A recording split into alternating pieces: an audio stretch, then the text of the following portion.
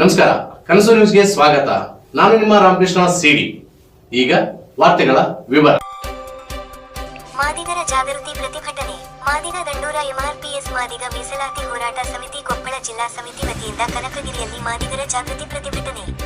ಸುಭಾಷ್ ಕನಕಗಿರಿ ಮಾದಿಗ ದಂಡೂರ ಮಾದಿಗ ಮೀಸಲಾತಿ ಹೋರಾಟ ಸಮಿತಿ ಜಿಲ್ಲಾ ಅಧ್ಯಕ್ಷರು ಹಾಗೂ ಗಂಗಣ್ಣ ಸಿದ್ದಾಪುರ ಮಾದಿಗ ದಂಡೂರ ಮಾದಿಗ ಮೀಸಲಾತಿ ಹೋರಾಟ ಸಮಿತಿ ಜಿಲ್ಲಾ ಕಾರ್ಯ ಅಧ್ಯಕ್ಷರು ನೇತೃತ್ವದಲ್ಲಿ ಮಾದಿಗರ ಜಾಗೃತಿ ಪ್ರತಿಭಟನೆ. ಸುಪ್ರೀಂ ಕೋರ್ಟ್ ಆಗಸ್ಟ್ 1, 2024ರಂದು ಒಳ ಮೀಸಲಾತಿ ಜಾರಿ ಮಾಡಲು ಆಯಾ ರಾಜ್ಯಗಳಿಗೆ ಅಧಿಕಾರವಿದೆ ಎಂದು ತೀರ್ಪು ನೀಡಿದ್ದರೂ ಕೂಡ ಕರ್ನಾಟಕ ಸರ್ಕಾರ ಎಸ್ಸಿ ಒಳ ಮೀಸಲಾತಿ ಜಾರಿಗೊಳಿಸಲು ವಿಳಂಬ ನೀತಿಯನ್ನು ಅನುಸರಿಸುತ್ತಿರುವುದನ್ನು ಖಂಡಿಸಿ ಕನಕಗಿರಿ ವಿಧಾನಸಭಾ ಕ್ಷೇತ್ರದಲ್ಲಿ ದಿನಾಂಕ ಡಿಸೆಂಬರ್ 26, 2024 ಗುರುವಾರ ಬೆಳಗ್ಗೆ 11 ಗಂಟೆಗೆ ಕನಕಗಿರಿ ಅಂಬೇಡ್ಕರ್ ಸರ್ಕಲ್ನಿಂದ ಪ್ರತಿಭಟನೆ ಮುಖಾಂತರ ನಮ್ಮ ಹಕ್ಕುತಾಯಗಳನ್ನು ಮಾನ್ಯ ತಹಸೀಲ್ದಾರರಿಗೆ ಮನವಿ ಪತ್ರ ಸಲ್ಲಿಸಲಾಗುವುದು ಎಂದು ನಮ್ಮ ಮಾಧ್ಯಮದ ಪತ್ರಿಕಾಗೋಷ್ಠಿಯ ಮುಖಾಂತರ ಹೇಳಿದರು. ಈ ಸಂದರ್ಭದಲ್ಲಿ ಮಹಾದೇವ್ ಬಡಿಗೇರ್ ಮಾದಿಗ ದಂಡೂರ ಗಂಗಾವತಿ ತಾಲೂಕು ಅಧ್ಯಕ್ಷರು, ಶಿವಪ್ಪ ಇಳಿಗನೂರ್ ಕಾರಟಗಿ ತಾಲೂಕು ಅಧ್ಯಕ್ಷರು, ಮರಿಯಪ್ಪ ಬೈಲಕುಂಪರ ಸಮಾಜದ ಹಿರಿಯ ಮುಖಂಡರು ಮುಂತಾದವರು ಉಪಸ್ಥಿತರಿದ್ದರು. ಇವತ್ತೇನು ಈ ಕನಗಿರಿ ಪ್ರವಾಸಿ ಮಂದಿರದಲ್ಲಿ ಸಮಾಜದ ಹಿರಿಯರು, ಸಮಾಜದ ಚಿಂತಕರು, ಸಮಾಜದ ಮುಖಂಡರು, ಸಮಾಜದ ಬುದ್ಧಿಜೀವಿಗಳು ಇವತ್ತೇನು ಈ ಹೋರಾಟ 30 ವರ್ಷದಿಂದ ನಿರಂತರವಾಗಿ ಹೋರಾಟ ಮಾಡಕ್ಕಂತ ಬಂದಿದ್ದೀವಿ. ಇವತ್ತು ಇಲ್ಲಿ ಇರ್ತಕ್ಕಂಥ ಮುಖಂಡರು ಮತ್ತು ಸಮಾಜದ ಚಿಂತಕರು ಇವತ್ತೇನು ಮಾದಿಗ ದಂಡೂರು ಮಾದಿಗ ಮೀಸಲಾತಿ ಹೋರಾಟ ಸಮಿತಿಯ 30 ವರ್ಷ ನಂತರನೇ ಇವತ್ತೇನು ಸುಪ್ರೀಂ ಕೋರ್ಟ್ ಆದೇಶ ನೀಡಿದೆ, ಜಾತಿ ಅನುಗುಣವಾಗಿ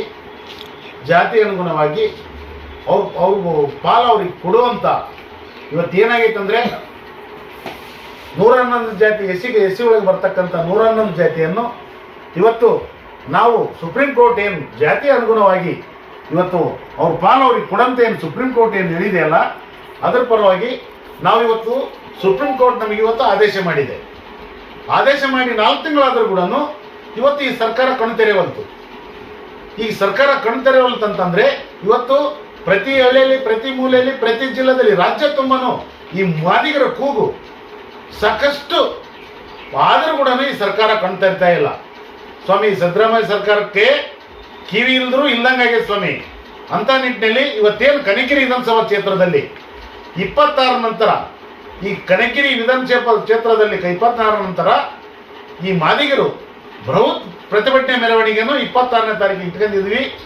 ಇವತ್ತು ಎಲ್ಲ ಮಾದಿಗರು ಇವತ್ತು ಭಾಗವಹಿಸಬೇಕು ಈ ಕಾರ್ಯಕ್ರಮಕ್ಕೆ. ಇವತ್ತೇನು ಇಲ್ಲಿ ಬರ್ತಾ ಇರ್ತಕ್ಕಂಥ ನಮ್ಮ ಹಿರಿಯರಾದಂಥ ಲಕ್ಕಂಪುರ ಮರಿಯಪ್ಪ ಜಿಲ್ಲಾ ಖಜಾಂಚಿ ಅವರು ಯಜಮಾನರು ಮತ್ತು ಗಂಗಣ್ಣ ಸಿದ್ದಾಪುರ ಕಾರ್ಯಾಧ್ಯಕ್ಷರು, ದುರ್ಗೇಶ್ ಅಣ್ಣವರು ಸಮಾಜದ ಹೋರಾಟಗಾರದ ಸಮಾಜದ ಹಿರಿಯ ಮುಖಂಡ ಮತ್ತು ನಮ್ಮ ಮಹಾದೇವ್ ಬಡಿಗೇರ್ ನಮ್ಮ ಗಂಗಾವತಿ ತಾಲೂಕು ಅಧ್ಯಕ್ಷರು, ಶಿವಣ್ಣ ಇಳಿಗನೂರು ಕಾಡಿ ತಾಲೂಕು ಅಧ್ಯಕ್ಷರು ಇವತ್ತು ಎಲ್ಲ ತಾಲೂಕುಗಳಿಂದನೂ ಈ ಕನಕಗಿರಿ ವಿಧಾನಸಭೆಗೆ ಮಾದಿಗರು ಸೇರ್ತಿದ್ದೀವಿ. 26 ನಂತರ ದೊಡ್ಡ ಮಟ್ಟಿಗೆ ಪ್ರತಿಭಟನೆ ಮಾಡಿ ಸರ್ಕಾರಕ್ಕೆ ಗುರಿ ಮುಟ್ಟಂಥ ಕೆಲಸ ನಾವು ನೀವೆಲ್ಲರೂ ಮಾಡ್ತೀವಿ ಅಂತೇಳಿ ಈ ಮಾತು ನನಗೆ ಈ ಪತ್ರಿಕೆ ಭವನದಲ್ಲಿ ಮಾತಾಡೋಕ್ಕೆ ಅವಕಾಶ ಮಾಡಿಕೊಟ್ಟಂತ ನಮ್ಮೆಲ್ಲರಿಗೂ ವಂದಿಸಿ ನನ್ನ ಮಾತು ಮುಗ್ತೀನಿ. ಜೈ ಮಾದಿಗ, ಜೈ ಮಾದಿಗ.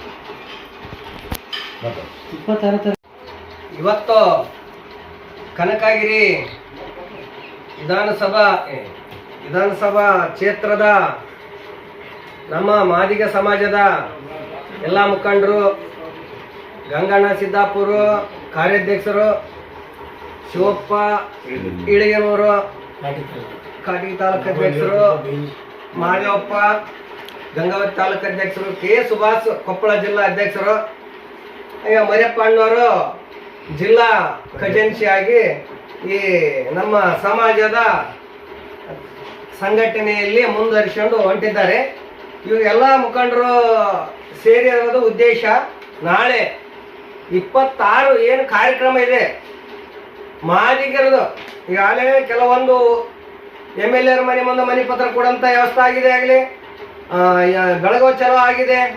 ಅಲ್ಲೆಲ್ಲ ಭರವಸೆ ಆಗಲೇ ಕೊಟ್ಟಾರ. ಆಡಳಿತ ಪಕ್ಷದವರು ಭರವಸೆ ಕೊಟ್ಟಾರ, ನಮ್ಮ ವಿರೋಧ ಪಕ್ಷದವರು ಆಗಲೇಬೇಕಂತ ಎಲ್ಲ ಥರದಿಂದ ಹೇಳಿಬಿಟ್ಟಾರ. ಅಲ್ಲಿ ಏನು ಮಾಡ್ಬೇಕು ಅದನ್ನು ಮಾಡಿಬಿಟ್ಟಾರ.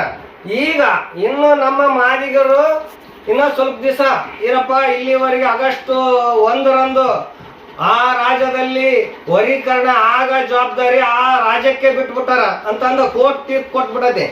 ಆ ತೀರ್ಪಿನ ಮುಖಾಂತರ ನಮ್ಮ ರಾಜ್ಯದ ಮುಖ್ಯಮಂತ್ರಿ ಇಲ್ಲಿವರೆಗೆ ನಮ್ಮ ಕಣ್ಣು ತೆಗೆದು ಮಾದಿಗರ ಕಡೆಗೆ ನೋಡಿಲ್ಲ. ಅದಕ್ಕೆ ನಾವು ಇಲ್ಲಿವರೆಗೆ ನಮ್ಮ ಮಾದಿಗರ ಮೇಲೆ ಕರುಣೆ ಇರಲಾರ್ದಂಥ ಸರ್ಕಾರ ನಮ್ಮ ಕರ್ನಾಟಕ ಸರ್ಕಾರ ಅಂತ ನಾನು ಹೇಳಕ್ ಬಯಸ್ತಿದ್ದೀನಿ.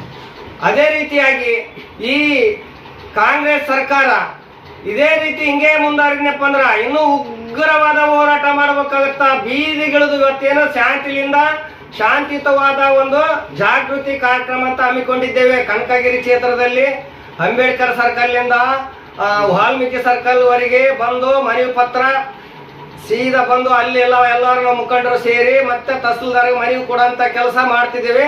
ಅದನ್ನ ಸಂಬಂಧಪಟ್ಟ ಸಚಿವರಿಗೆ ಮತ್ತು ಮುಖ್ಯಮಂತ್ರಿಗೆ ಮುಟ್ಟಂತ ಕೆಲಸ ತಹಸೀಲ್ದಾರ್ ಸಾಹೇಬರು ಮಾಡಬೇಕಾಗತ್ತ. ಅದಕ್ಕೆ ಈ ಮುಂದಿನ ದಿನದಲ್ಲಿ ಏನು ಬಿಜೆಪಿ ಸರ್ಕಾರ ಏನು ಕರುಣೆ ತೋರಿ ಇಷ್ಟು ವರ್ಷ 30 ವರ್ಷದಿಂದ ಹೋರಾಟ ಮಾಡ್ಕೊಂತ ಬಂದೈತಿ, ಈ ಸರ್ಕಾರಕ್ಕೆ ಬಹಳ ಅನ್ಯಾಯ ಆಗೈತಿ. ಆದ್ರೆ ಇಲ್ಲಿವರೆಗೆ ಯಾರೋ ಇವ್ರನ್ನ ಕರುಣೆ ತೋರಿಲ್ಲ ಅಂತ ಬಿಜೆಪಿ ಸರ್ಕಾರ ಒಂದು ಸದಾಶಿವ ಆಯೋಗದ ವರದಿಯನ್ನು ಜಾರಿ ಮಾಡಿ ಕೇಂದ್ರ ಸರ್ಕಾರ ಶಿಫಾರಸ್ಸು ಮಾಡಿದ ಮೇಲೆ ಮುಂದಿನ ದಿನದಲ್ಲಿ ಅಲ್ಲಿ ಹೋಗಿ ಕೇಂದ್ರ ಸರ್ಕಾರದಲ್ಲಿ ಪ್ರಧಾನಮಂತ್ರಿ ಪ್ರಧಾನಮಂತ್ರಿ ಇದರಲ್ಲಿ ಡೆಲ್ಲಿಯಲ್ಲಿ ಬಿದ್ದಾಗ ಅಲ್ಲಿ ಅವರೆಲ್ಲ ಚರ್ಚೆ ಮಾಡಿ ಇದನ್ನೆಲ್ಲ ಕೇಂದ್ರ ನಾಯಕರು ನಮ್ಮವರೆಲ್ಲರೂ ಓಸ್ ಮಂದಿ ಕೇಂದ್ರ ಸಚಿವರಾಗಲಿ ನಾರಾಯಣಸ್ವಾಮಿ ಅವರೆಲ್ಲರೂ ಇದ್ದಾಗ ಅದನ್ನೆಲ್ಲ ಒಂದು ಚರ್ಚೆ ಮಾಡಿ ಅಲ್ಲಿ ಒಂದು ಸುಪ್ರೀಂ ಕೋರ್ಟ್ಗೆ ಇದನ್ನ ಮಾಡಿದ್ರು. ಅಲ್ಲಿ 7 ನ್ಯಾಯಾಧೀಶರು ಕುಂತ್ಕೊಂಡು ಇದನ್ನೆಲ್ಲ ಚರ್ಚೆ ಮಾಡಿ 7 ನ್ಯಾಯಾಧೀಶರು ಕುಂತ್ಕೊಂಡು ಚರ್ಚೆ ಮಾಡಿ ಇವ್ರಿಗೆ ಬಹಳ ಅನ್ಯಾಯ ಆಗೈತೆ ಮಾದಿರಿಗೆ. ಇವತ್ತು ಇದು ಈ 30 ವರ್ಷದಿಂದ ಹೋರಾಟ ಮಾಡ್ತಾ ಇದಾರಂದ್ರ ಬಹಳ ತುಂಬಾ ಎಲ್ಲ ಸರ್ಕಾರಗಳು ಅನ್ಯಾಯ ಮಾಡ್ಯಾವ. ಇದನ್ನ ಮುಂದಿನ ದಿನದಲ್ಲಿ ಇದನ್ನ ಆ ರಾಜ್ಯಕ್ಕೆ ಒಂದೇ ರಾಜ್ಯ ಬೇಡ, ಆ ರಾಜ್ಯಕ್ಕೆ ಎಲ್ಲಾ ರಾಜ್ಯದಲ್ಲಿ ಆ ರಾಜ್ಯಕ್ಕೆ ಅವರೇ ಮುಖ್ಯಮಂತ್ರಿಗಳು ಇದನ್ನ ಜಾರಿ ಮಾಡ್ಲಿ ಅಂತಂದೇಳಿ ಅವ್ರಾಗಲೇ ಘೋಷಣೆ ಮಾಡಿಬಿಟ್ಟಾರ ಆಗಸ್ಟ್ 1ರಂದು. ಇಲ್ಲಿವರೆಗೆ ನಮ್ಮ ಕರ್ನಾಟಕ ಸರ್ಕಾರ ಯಾವುದೋ ಕ್ಯಾರೆ ಅಂತಿಲ್ಲ, ಮಾದಿಗರಿ ಮಾತ್ರ. ಅದಕ್ಕೆ ಮಾದಿಗರು ಅಂದ್ರೆ ಅಲರ್ಜಿ ಆಗೈತಿ ನಮ್ಮ ಯಾರಿಗೆ ಸಿದ್ದರಾಮಣ್ಣವ್ರಿಗೆ. ಆ ಸಿದ್ದರಾಮಣ್ಣ ಅಣ್ಣವರು ಇವತ್ತು ನಮ್ಮ ಮಾದಿಗರ ಮೇಲೆ ಕರುಣೆನೇ ಇಲ್ಲ. ಮತ್ತೆ ಏನೋ ಅಯ್ಯಂದ ಅಂತ ಹೇಳ್ತಾರ, ಅಯ್ಯಂದಿಲ್ಲ ಯಾಯಿಂದಿಲ್ಲ. ಈ ನಮ್ಮನ್ನ ವೋಟ್ ಬ್ಯಾಂಕ್ ಅಷ್ಟೇ ಮಾಡ್ಕೊಂಡು ನಮ್ಮನ್ನ ಉಪಯೋಗ ಮಾಡ್ಕೊಂತ ಇದಾರ ಕಾಂಗ್ರೆಸ್ ಸರ್ಕಾರ. ಅದಕ್ಕೆ ಆ ಕಾಂಗ್ರೆಸ್ ಸರ್ಕಾರ ಇದನ್ನ ವರ್ಗೀಕರಣ ಏನು 2 ತಿಂಗಳ 3 ತಿಂಗಳ ಅಂತ ಹೇಳಿರಲ್ಲ, ಇದನ್ನ ಮಾಡಿ ಹೆಸರು ಉಳಿಸ್ಕೊಂಡ್ರ ಸಿದ್ದರಾಮಯ್ಯ ಸರ್ಕಾರ ಉಳಿತೈತಿ. ಇಲ್ಲ ಮುಂದಿನ ದಿನದಲ್ಲಿ ನಾವು ಮಾಡಿರೆಲ್ಲರೂ ಎಚ್ಚೊತ್ಕೊಂಡು ಅದ್ರ ಬೇರೆ ಸಮಿತಿ ಕಿತ್ತೊಯ್ಯಂತ ಕೆಲಸ ತಾಲೂಕು ಪಂಚಾಯತಿ ಜಿಲ್ಲಾ ಪಂಚಾಯತಿ ಎಲ್ಲ ಬರ್ತಾವ. ಅದರಲ್ಲಿ ಎಲ್ಲರ ಮಾದಿಗೆ ಮೀಸಲಾತಿ ಹೋರಾಟ ಸಮಿತಿ ಕೊಪ್ಪಳ ಜಿಲ್ಲಾ ಶಾಖೆಯಿಂದ ಏನಿವತ್ತು ಕನಕಗಿರಿ ವಿಧಾನಸಭಾ ಕ್ಷೇತ್ರದಲ್ಲಿ ಮಾದಿಗರ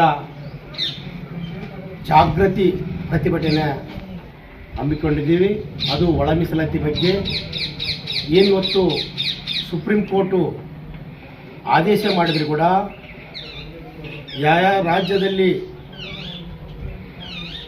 ಸುಪ್ರೀಂ ಕೋರ್ಟನ್ನು ಆದೇಶ ಮಾಡೈತೆ ಆಯಾ ರಾಜ್ಯದಲ್ಲಿ ಸುಪ್ರೀಂ ಕೋರ್ಟ್ ಆದೇಶದ ತಕ್ಕಂಗೆ ಒಳ ಮೀಸಲಾತಿ ಜಾರಿ ಮಾಡೋಂಥ ಸುಪ್ರೀಂ ಕೋರ್ಟ್ ಹೇಳಿದ್ರು ಕೂಡ,